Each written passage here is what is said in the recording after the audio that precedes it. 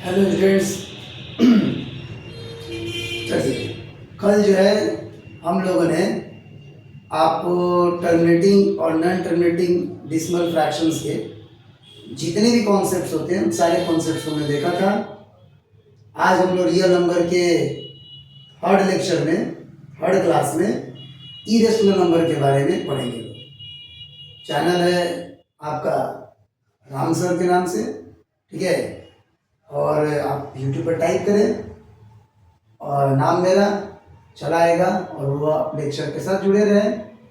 Lecture bye lecture आप जो है जितने भी कॉन्सेप्ट्स दिए जा रहे हैं उसको आप लेते रहें। आपके सारे चैप्टर्स भी धीरे धीरे कंप्लीट हो जाएंगे और जैसे जैसे सिलेबस आपका बढ़ते जाएगा कुछ असाइनमेंट्स भी आपको देंगे हम, और वो असाइनमेंट आपको व्हाट्सएप एक ग्रुप होगा, उस ग्रुप में आपको जाएगा। कुछ लोगों ने आज मैसेज किया था कि सर जो है वो हमें असाइनमेंट्स की ज़रूरत है, मतलब कि कुछ क्वेश्चंस की ज़रूरत है। जैसे आप पढ़ा रहे हैं ठीक है, लेकिन उस पर बेस्ड कुछ क्वेश्चन चाहिए। तो क्वेश्चंस तो आपको आपके बुक में आने सवाल में मिल जाएंगे, लेकिन एनसीईआरटी में भी मिल जाएंगे, आरडी शर्मा बुक में भी मिल जाएगा। लेकिन उसके अलावा भी अगर आपको कुछ असाइनमेंट्स की ज़रूरत है, कुछ क्वेश्चन की ज़रूरत है, तो वो हम आपके एक ग्रुप बनेगा, उस ग्रुप में आपको असाइनमेंट हम प्रोवाइड कर देंगे। नंबर के लिए आप अगर चाहें तो वो ग्रुप में जुड़ सकते हैं। और आपको जो है फर्स्ट क्लास में मेरा जो रियल नंबर का पहला क्लास उसमें नंबर मेरा लिखा हुआ है, आप उस नंबर पे मैसेज करें, हम एक ग्रुप बना के आपको उसमें ऐड करेंगे। उसी पे आपको जो है वो फ्री ऑफ कॉस्ट आपको वो सारे के सारे असाइनमेंट्स मिल जाएंगे। तो चलते हैं, कॉपी पेन उठाइए, बुक लीजिए आर एस अग्रवाल की ही चैप्टर्स पहले हम कंप्लीट करा रहे हैं, इसी हिसाब से जितने भी कॉन्सेप्ट्स होंगे वो कंप्लीट करा रहे हैं। और चलिए थर्ड लेक्चर में हम लोग चलते हैं। तो ये रियल नंबर का आपका थर्ड क्लास है, जिसमें हम लोग इरेशनल नंबर के कॉन्सेप्ट के बारे में जानेंगे। लोग इरेशनल नंबर क्या है, क्योंकि रेशनल नंबर के जितने भी कॉन्सेप्ट होता है वो हम लोग देख चुके हैं, ठीक है। पेशेंस के साथ चले, सारे सिलेबस आपके कंप्लीट हो जाएंगे। इधर उधर भाग दौड़ करने की आपको कोई जरूरत नहीं पड़ेगी। घर पर रहें, आराम से रहें, और रहा बात आपके प्रैक्टिस क्वेश्चन की, प्रैक्टिस सेट का, वो आराम से भी आपके पास पहुंच जाएगा। तो चलिए, इरेशनल नंबर क्या होते हैं। जैसा कि नंबर सिस्टम में आपको बताते हैं, पूरे नंबर सिस्टम में कि नंबर सिस्टम को हम लोग दो पार्ट में डिवाइड करते हैं, रियल नंबर और इमेजिनरी नंबर। रियल नंबर को जो है हम लोगों ने फिर फर्दर दो पार्ट में डिवाइड किया था, रेशनल नंबर और इरेशनल नंबर। और रेशनल और इरेशनल जो है में हम लोगों ने रेशनल नंबर के बारे में पूरा जान चुका है। अब हम लोग इरेशनल नंबर, उसके पूरे कॉन्सेप्ट जो भी होंगे वो सब के बारे में जानेंगे। चलिए, इरेशनल नंबर क्या होते हैं। हम लोगों ने कल पढ़ा था टर्मिनेटिंग नॉन टर्मिनेटिंग, ठीक है। पिछले वीडियो में हम लोगों ने क्या पढ़ा है, टर्मिनेटिंग और नॉन टर्मिनेटिंग, और रिपीटिंग और ये नॉन रिपीटिंग डेसिमल एक्सप्रेशन के बारे में। तो पहला इरेशनल नंबर जो है आपको शुरुआत यहीं से होता है कि फर्स्ट टाइप के इरेशनल नंबर क्या होंगे। Any non terminating and non repeating decimal expression, ठीक है। पहला टाइप क्या है, non terminating non repeating decimal expression. मतलब कोई भी ऐसा डेसिमल एक्सप्रेशन जो कि नॉन टर्मिनेटिंग हो। नॉन टर्मिनेटिंग मतलब वो कभी कटे नहीं, रिमाइंडर उसमें जीरो ना आए। और नॉन रिपीटिंग मतलब उसमें कोई नंबर रिपीट भी ना करे। तो जैसा कि मान लीजिए यह एक नंबर है, ये डैश डैश डैश देना इस बात को इंडिकेट करता है कि वो नंबर नॉन टर्मिनेटिंग है। नॉन टर्मिनेटिंग को इंडिकेट करने के लिए हम लोग डैश डैश देते हैं। जैसे अगर आप इसी नंबर को ऐसे कर दीजिए, ठीक है ना, तो ये टर्मिनेटिंग बन जाएगा। जो इंडिकेट मतलब यहाँ पर आपने कुछ नहीं दिया, तो जो इस बात को इंडिकेट करके ये टर्मिनेट कर रहा है, और उसी को अगर आपने ऐसे ऐसे डैश दे दिया, इसका मतलब ये होगा कि ये नॉन टर्मिनेटिंग हो गया। इसलिए नॉन टर्मिनेटिंग डेसिमल एक्सप्रेशन के लास्ट में आपको ये डैश डैश देना जरूरी है, जो बात को इंडिकेट करेगा कि इनफाइनाइट टाइम्स दिया गया है। उसके बाद से नन रिपीटिंग, मतलब इसे कोई क्वेश्चन कोई नंबर रिपीट भी नहीं करना चाहिए, ठीक है। तो इस तरह के नंबर जो कि कभी रुके नहीं और कोई नंबर इस पर रिपीट ना करे, ऐसे डेसिमल एक्सप्रेशंस को हम लोग इरेशनल नंबर बोलते हैं, ठीक है। उसके बाद से type 2, any number which is in the form of root under m, where m is not a perfect square, ठीक है। कोई भी ऐसा नंबर जो आपको रूट अंडर m के फॉर्म में हो, जहां पे m जो है वो परफेक्ट स्क्वायर नहीं होगा, वही आपको कहलाएगा इरेशनल नंबर। जैसे एग्जांपल के लिए मान लीजिए root under 2, root under 3, root under 5, root under 6, root under 4 नहीं होगा क्योंकि 4 एक परफेक्ट स्क्वायर है। Root under 7, root under 8, root under 9 नहीं होगा क्योंकि 9 एक परफेक्ट स्क्वायर है। Root under 10, root under 11, so on, ठीक है। तो इस तरह के जितने भी नंबर होंगे जो रूट में है और वो परफेक्ट स्क्वायर नहीं है, तो इसका मतलब वो इरेशनल नंबर होता है। उसके बाद से टाइप थर्ड, टाइप थर्ड क्या है? Any number which is in the form of cube root m, where m is not a perfect cube, ठीक है। एग्जाम्पल के लिए मतलब क्यूब रूट m हो where m is not a perfect cube, for example cube root 2, cube root 3, cube root 4। यहाँ पे देखिए root under 4 perfect square है, बट क्यूब रूट 4 एक परफेक्ट क्यूब नहीं है, इसलिए वो इसके एग्जाम्पल में आ रहा है। फिर cube root 5, cube root 6, cube root 7, cube root 8 नहीं होगा। क्यूब रूट 8 इसलिए नहीं होगा क्योंकि क्यूब रूट 8 जो है वो परफेक्ट क्यूब है। फिर क्यूब रूट 9 हो सकता है, क्यूब रूट 10 हो सकता है, क्यूब रूट 11 हो सकता है, सो ऑन, ठीक है। तो इस तरह के नंबर जो है वो आपको इरेशनल नंबर होंगे। एक टाइप 4 भी होगा और वो होगा पाई। पाई के कॉन्सेप्ट को थोड़ा सा आप ध्यान से समझिए, क्योंकि इसमें अक्सर बच्चों को प्रॉब्लम होती है कि पाई पाई क्या है। तो पाई के कॉन्सेप्ट को थोड़ा ध्यान से समझिए।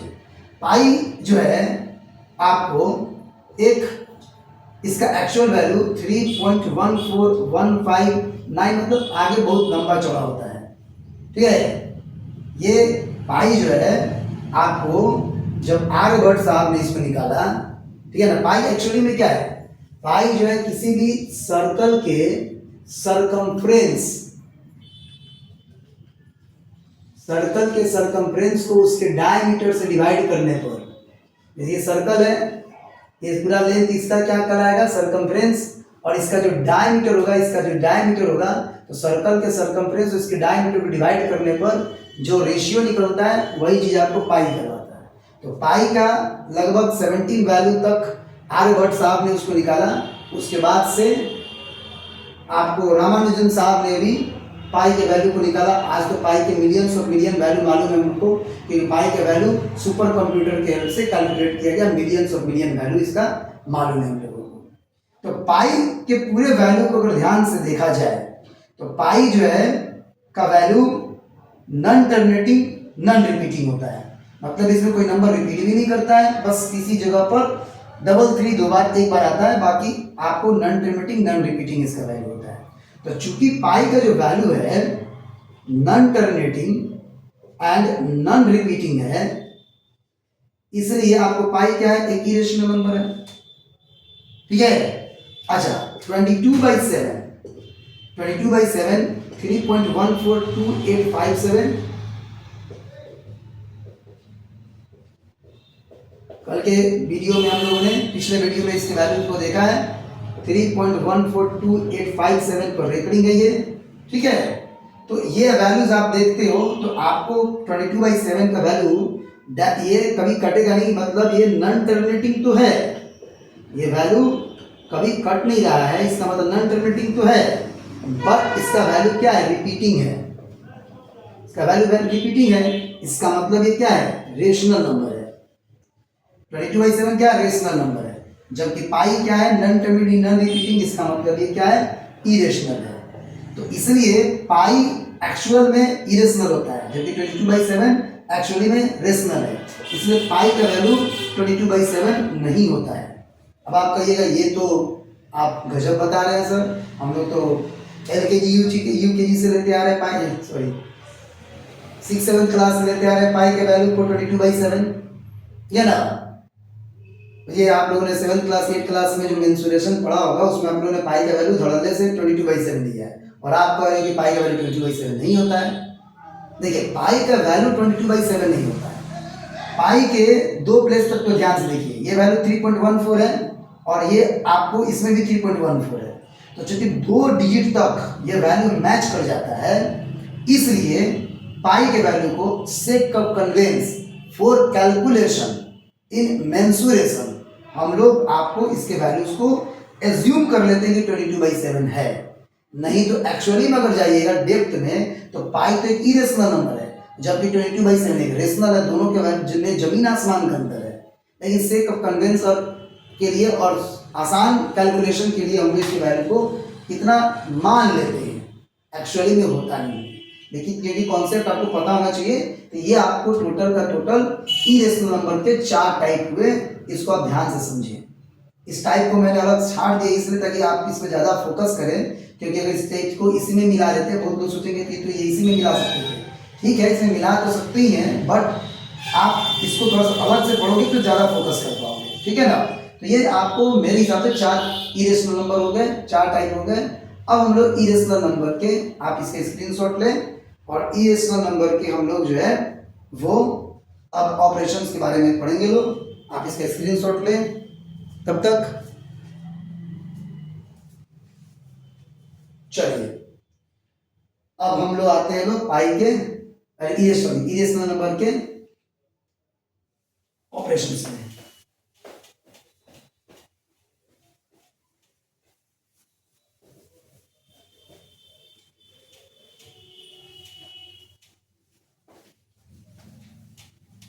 चलिए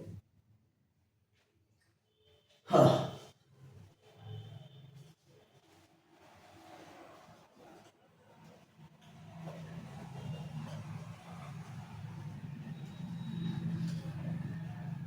कुछ लोगों का शिकायत ये है कि सर आपके वीडियो में वॉइस क्लियर नहीं आ रहा है। वॉइस क्लियर हो जाएगा, ठीक है ना। माइक वगैरह की व्यवस्था हम कर रहे हैं।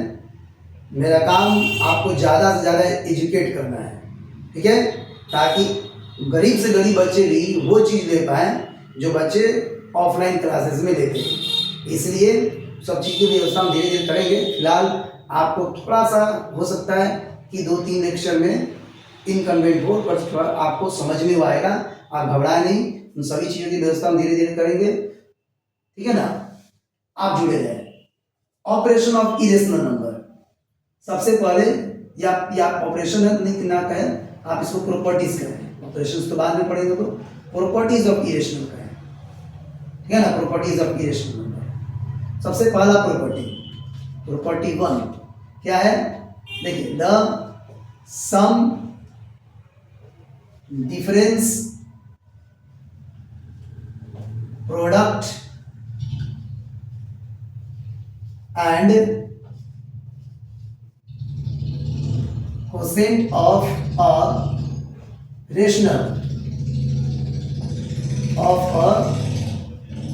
rational and irrational number is always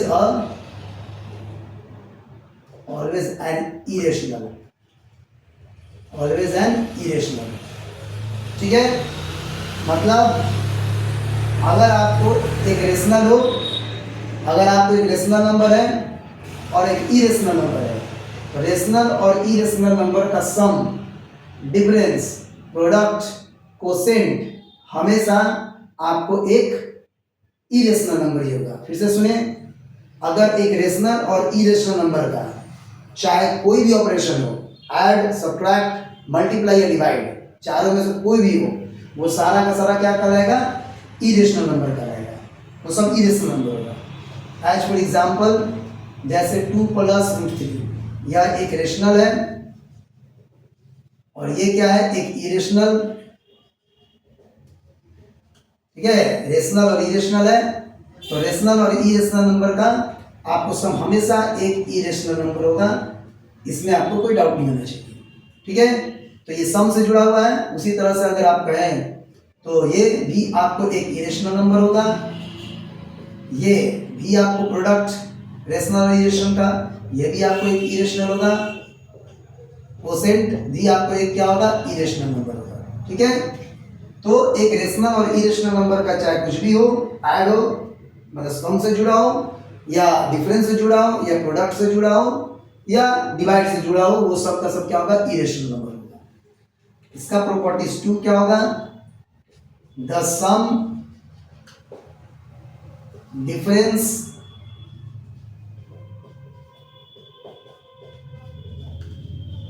product and quotient of, style में मत लिखो, of 2 irrationals need not be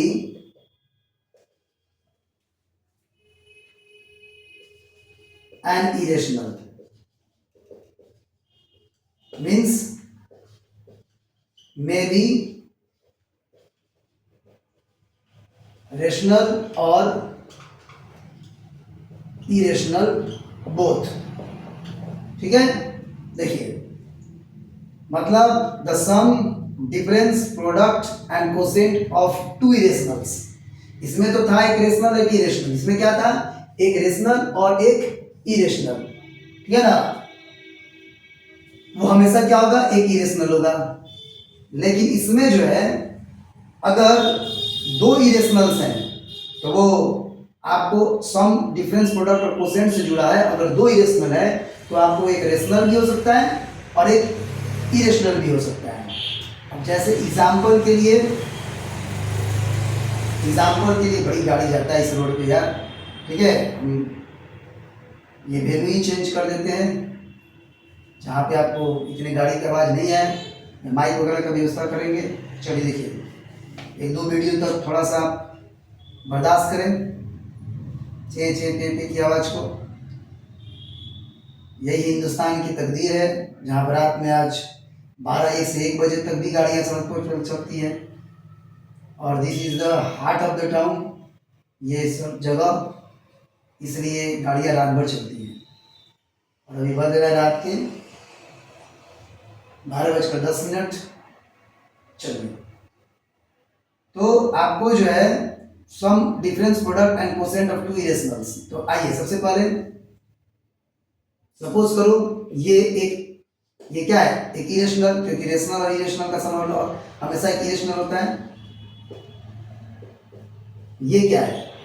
ये भी एक इरेशनल है, ये भी एक इरेशनल, ये भी इरेशनल। अब इसका सम निकालो तो 2 + √3 + 2 - √3 कट जाएगा, क्या आएगा? 4। क्या आया? एक रेशनल। ठीक है, उसके बाद से देखिए ये क्या है? एक इरेशनल। ये क्या है? इरेशनल। दोनों को ऐड करो या फिर ये दोनों को ऐड करो 5√3, ये क्या आया? एक इरेशनल। मतलब ये भी इरेशनल था, ये भी इरेशनल था, तो दोनों का सम यहाँ पे आया रेशनल। अब ये भी इरेशनल, ये भी इरेशनल है, इन दोनों का सम आया आपको इरेशनल। इसलिए 2 इरेशनल का सम जो है रेशनल भी हो सकता है, इरेशनल भी हो सकता है। और यही चीज बिल्कुल अप्लाई होगा आपके डिफरेंस के साथ भी। देखें, ये सपोज कीजिए 2 - √3, ठीक है, क्या है? एक इरेशनल नंबर है। अब इसका डिफरेंस निकालना है, 2 + √3 मान लीजिए, या फिर इसको आप मान लो √3 माइनस प्लस 2 ठीक है। चलिए अब आप देखो तो 2 माइनस √3 माइनस 2, अब देखो ये और ये कैंसिल हो गया, -2 √3 क्या आया, एक निगेटिव इरेशनल मतलब इरेशनल नंबर आया। उसी तरह से अब आप क्या करो,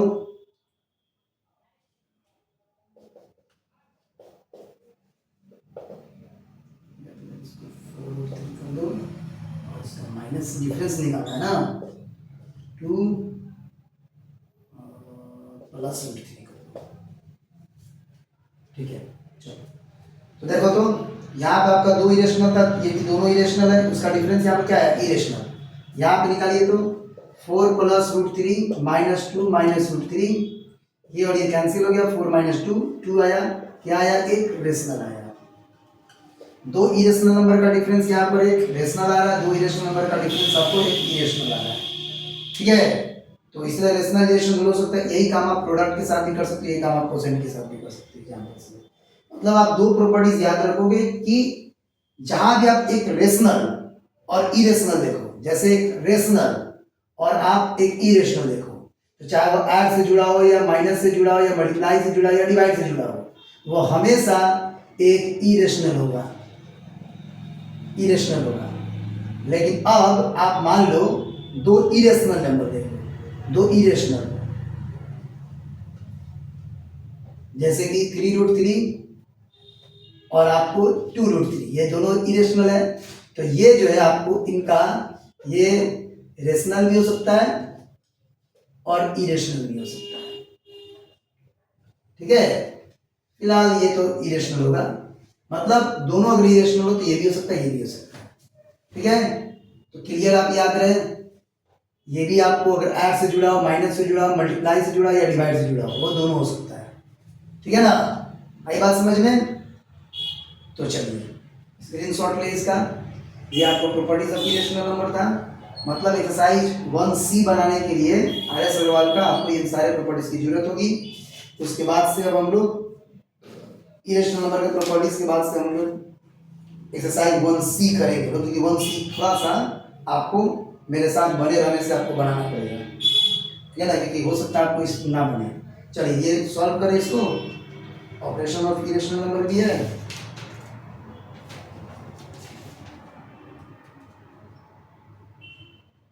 चलिए हो गया।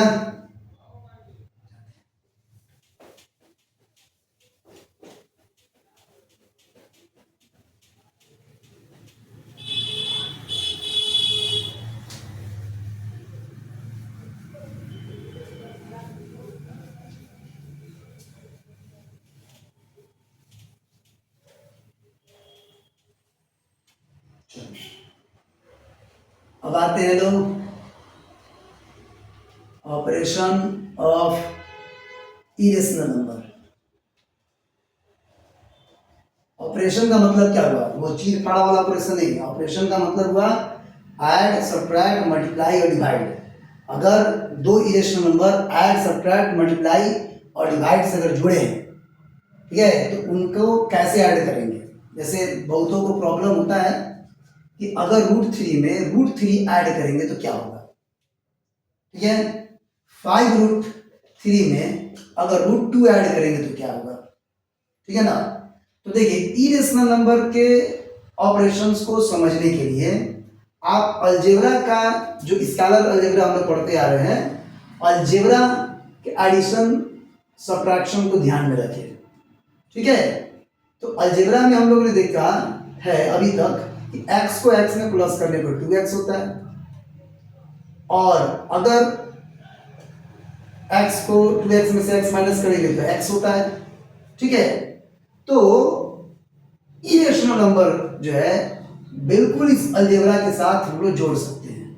जिस तरह से अलजेब्रा के वेरिएबल्स ऐड किए जाते हैं और लाइक वेरिएबल्स ही ऐड किए जाते हैं अलजेब्रा में, बिल्कुल ठीक उसी तरह से इरेशनल नंबर में भी आपको जो है लाइक इरेशनल नंबर्स ही ऐड किए जाते हैं, और वो भी बिल्कुल अलजेब्रा की तरह ही, जैसे x और x ऐड करने पर 2x हो रहा है, ठीक उसी तरह से √3 और √3 को प्लस करने पर मेरा 2√3 होगा। ठीक है, बिल्कुल उसी तरह से जब 2√3 में से √3 माइनस करेंगे तो मेरा क्या आ जाएगा, जिस तरह से वहां पर x आया है फिर बिल्कुल यहाँ पर √3 आ जाएगा। ठीक है ना। और अगर हम लोग कहते हैं कि 5√3 में आप जोड़ो बाई √2 तो ये ऐड नहीं हो सकता है, क्योंकि हमारे अलजेब्रा में अनलाइक टर्म्स ऐड नहीं किए जा सकते हैं। बिल्कुल ठीक उसी तरह से इरेशनल नंबर के अनलाइक इरेशनल नंबर्स भी ऐड नहीं किए जा सकते हैं या सब्ट्रैक्ट भी नहीं किए जा सकते हैं। ठीक है ना। तो इरेशनल नंबर का एडिशन और सब्ट्रैक्शन, मल्टीप्लिकेशन और डिवीजन बिल्कुल अलजेब्रा के तरह ही होता है। ठीक है ना। एक क्वेश्चन देखिए हम लोग, इस पर ज्यादा बेटर समझ में आएगा। 5√3 plus 6√3 plus 5√2 minus 13√2 plus √6 minus √5। चलिए, तो सबसे पहला काम हम क्या करेंगे, इसमें से लाइक टर्म्स को एक साथ कलेक्ट करें। 5√3 लाइक टर्म की पहचान उनके रूट वाले नंबर से होती है। सेम रूट वाला नंबर अगर मैच कर रहा है इसका मतलब वो लाइक टर्म है। ठीक है, 5√3 प्लस 6√3 और आपको जो है एक और लगाते हैं 13√3 plus 13√3 plus 5√2 minus 13√2 plus √6 minus √5। ठीक है, 1 2 3 4 5 6 7 1 2 3 4 5 6 7। ठीक है, उसके बाद से अब देखिए ऐड करो 11√3 प्लस 13 और 5 18√3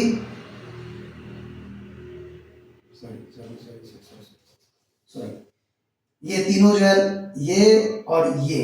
ठीक है ना, तीनों लाइक टर्म है तो 5 और 6 11 11 और 13 24√3। ठीक है ना।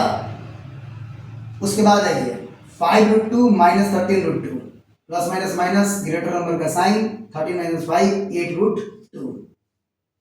ठीक है, और ये दोनों के दोनों आपको अनलाइक टर्म है, इनके साथ कोई छेड़छाड़ नहीं, तो बस ये आपको जो है इरेशनल नंबर का ऑपरेशन हुआ। तो जिस तरह से अलजेब्रा में आप add subtract same like terms को ऐड सब्ट्रैक्ट होते हुए देखते हैं, बिल्कुल इसमें भी उसी तरह से ऐड सब्ट्रैक्ट को होते हुए देखेंगे। ठीक है, अब जैसे मान लीजिए क्वेश्चन आ गया, एक और क्वेश्चन देखिए आप, √3 प्लस √27 प्लस √ आपको मान लीजिए 15 प्लस √45। ठीक है, ये क्वेश्चन मान लीजिए। तो आपको तो इसमें देखने से लग रहा है तो सब अनलाइक टर्म है। नहीं भाई, ऐसे नहीं। जो फैक्टराइज हो सकता है पहले उसको फैक्टराइज करो। ये तो और फैक्टराइज हो नहीं सकता है। 27 फैक्टराइज हो सकता है, 3933। ठीक है, यानी कि √27 का मतलब हुआ 3 × 3 × 3 यानी कि 3√3। 2 के बदला में 1 लिख देंगे। √15 तो टूटेगा नहीं। 5 × 3 इसका कोई पेयर बन रही है। 45 को देखो तो 3 15 3 5, तो आपको जो है ये √45 जो है टूटा तो क्या आया 3 × 3 × 5 यानी कि 3√5 इसका पेयर बन रहा है तो 3√5 हो गया। ठीक है ना। तो अब आप देखिए तो √3 का √3 लिखो, √27 की जगह पर 3√3 लिखोगे, √15 की जगह √15 लिखोगे और √45 की जगह पर 3√5 लिखोगे। मतलब जितना टूट सकता है उसको फाइनली उतना में ब्रेक कर देना है, प्राइम फैक्टराइज करके उतना उसको ब्रेक कर देना है। उसके बाद ये दोनों लाइक टर्म बन के निकल रहा है तो ये हो जाएगा 4√3 प्लस √15 प्लस 3√5, क्योंकि अनलाइक टर्म है, आगे सॉल्व नहीं हो सकता। ठीक है ना। तो इस तरह से इसका एडिशन और सब्ट्रैक्शन बनेगा। ठीक है ना। तो ऐसे होगा। अब चलते हैं हम आप लोगों को मल्टीप्लाई का बताने कि मल्टीप्लाई का काम कैसे होगा। मल्टीप्लाई इरेशनल नंबर का मल्टीप्लाई होगा वो कैसे बनेगा। तो उसके लिए सबसे पहले हम लोग देखते हैं, जैसे मान लीजिए अगर √2 है, इसको √2 से मल्टीप्लाई करना है। मल्टीप्लाई आसान है। आप क्या करें, उसको सिंगल रूट में डालें, दोनों नंबर को मल्टीप्लाई करके सिंगल रूट में डाल दें, तो ये √4 हो गया और √4 का वैल्यू 2, तो डायरेक्ट आप इनका प्रोडक्ट को 2 लिख सकते हैं। ठीक है, एक और क्वेश्चन मान लीजिए, जैसे √5 इंटू √30 आ गया। ठीक है, आप क्या करोगे, इसको सिंगल रूट में डालोगे, √150। ठीक है, अब √150 को फैक्टराइज करोगे तो 2 इंटू 3 इंटू 5 इंटू 5, यही ना होगा। 5 5 जा 25, 25 3 जा 75, 75 2 जा 150, ऐसे चलो 2 3 जा 6, 6 5 जा 30, 35 जा 1, जैसे भी। ठीक है, अब आप देखें इसका पेयर बन रहा है, तो 5√6 यानी कि ये हुआ फाइनल आंसर 5√6।